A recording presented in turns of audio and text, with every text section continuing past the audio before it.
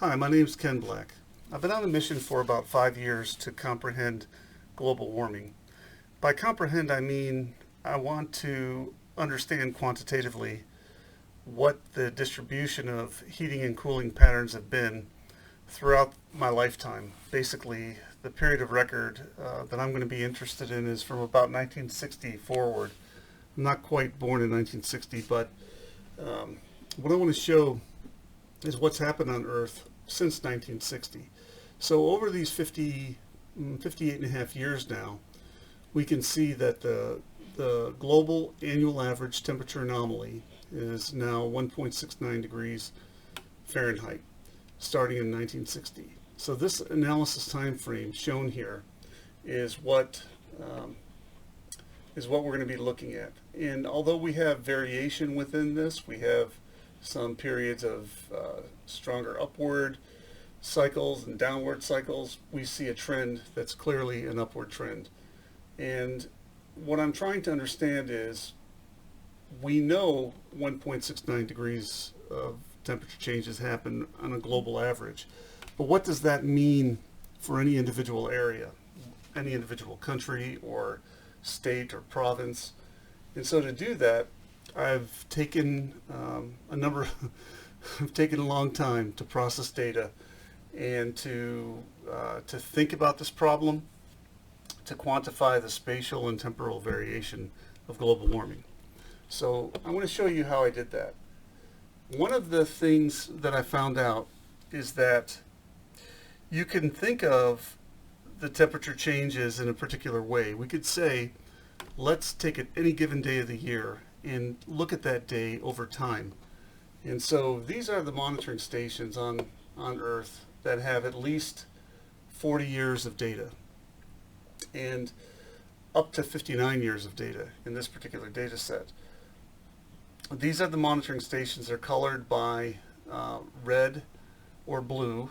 Red means that over this time period from 1960 to now, the temperature has risen, and if it's in blue, it means the temperature has cooled. Now, this is for one day. This is the day of July 4th, across this basically 6 decades of time. This represents about 250,000 data points. So if you take 250,000 data points times 365, you quickly realize that you're approaching a very large number, somewhere on the order of 100 million data points.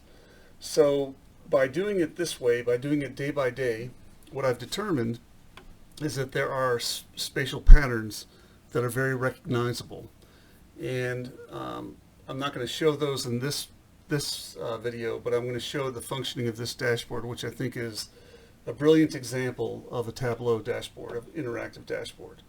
So we can pick Tmax, Tmin, or Trange. So we have 3 choices of variables here. We can see that if we look in the lower right panel, I have indexed the temperature changes from the highest change to the lowest change. And as I scroll down through here, we can see as we get to the bottom that there's over 4,100 stations represented in this data set for July 4th, with having at least 40 years of data. Now I can change that. I can make it smaller. If I go all the way down to 1 year, I have more data set, more data points, almost 5,200 of them. But I don't want to do that because I want to be able to do the calculation of trend models using this 6 decades of time. So what's nice about this is you can pick any individual data point, or you can pick a collection of points, and you will see what the data shows. So for example, this one here is a location that's experienced 25 degrees of cooling, of heating over the time period. Across the entire Earth, given 40 years, having a minimum of 40 years of record, those monitoring stations have shown 2.19 degrees of heating overall. If we look at all of these as one composite number, all of these monitoring stations as one, and I highlight over here, I can see that it's 2.01 degrees of heating. So The difference between 2.01 on the left-hand side and 2.0 and 2.19 has to do with taking the average of averages over here versus treating all of this data as though it were one monitoring station for that day. So as I was saying, what's nice about this is I could, for example, if I want to find out where is that one station that has the most temperature change, I could just click on it, and the interactive nature of Tableau will take me to this location in Canada. So I can see where that is immediately, and I can look at its time series record, and we can see this one has 44 years of record. There were some records missed here, but clearly there's been an escalation lately over the past 20 years, and so the trend model shows a big change. If I go to the next one, this will be over in Russia. If I release the map, click on Russia, we will see this one has kind of a strange behavior. It had some low temperatures here, and then all of a sudden it's measuring differently. So this is what I would call one of the rare instances of weird data in this data set. I don't see this very often, and I wanted to point it out because it's a strange phenomenon. And here's one from Germany with 48 years of record, showing a 15-degree change over this time period. So if we go back to taking a look at all of the stations, if I wanted to zoom in on a country, I could do that. I could just say, show me only the United States, for example. So we click United States, and here we are. We can take a look at what's going on in this part of Alaska. So if I pick this selection, I can see what the time series history is for that selection. It's 2.83 degrees of heating. Over here it shows 3.43 degrees of heating, and it tells me, if I go down to look at the index, there's 26 monitoring stations there.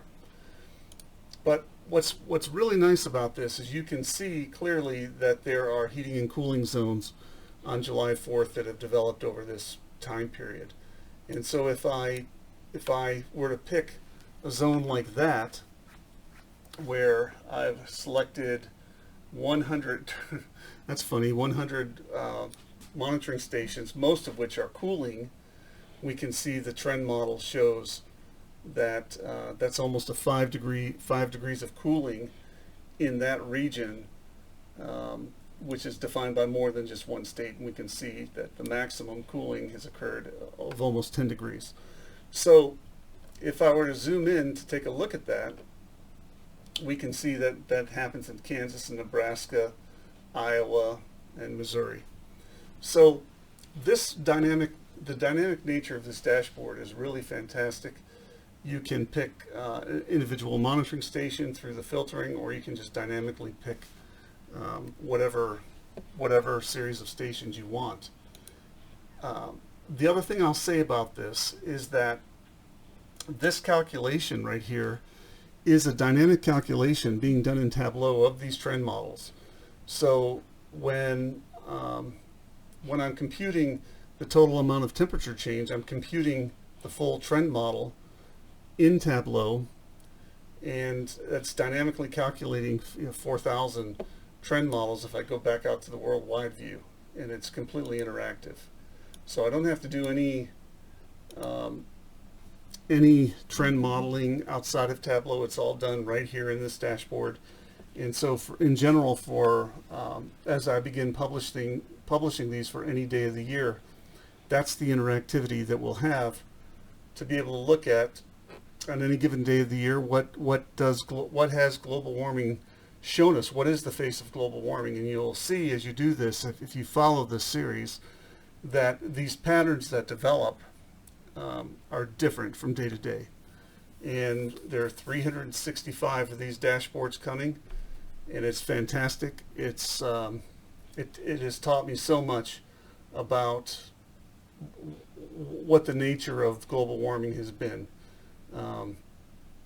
I couldn't have predicted it in the beginning before I did this, and that's the role of exploratory science, and that's the reason I've spent 5 years working on this and thinking about it.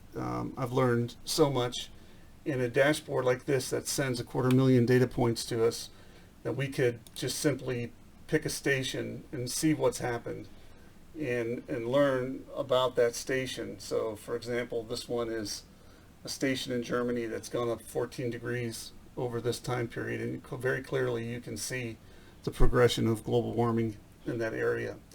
And in general, we could pick a whole series of them and find that in that region, if we zoom into this region, which is going to be in Europe, see here, just zoom in and take a look, see what we've got.